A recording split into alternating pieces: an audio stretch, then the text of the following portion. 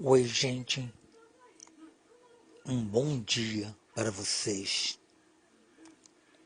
Como vocês estão? Tudo bem? Muito legal? Com saúde?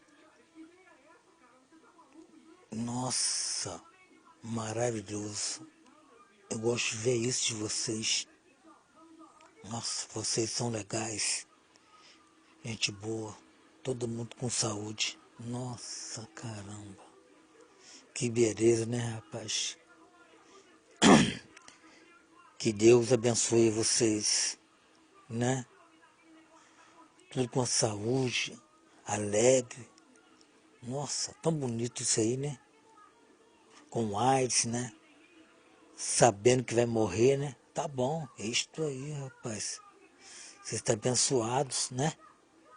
Nessa madrugada, essa madrugada linda.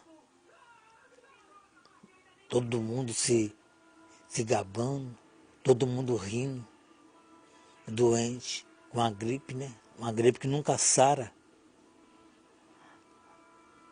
A gripe maldita mata, sangra, grita. Ai!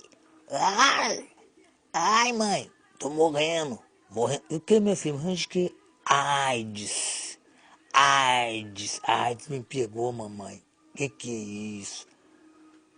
Aí a sua mãe fala assim, meu filho, Deus te abençoa.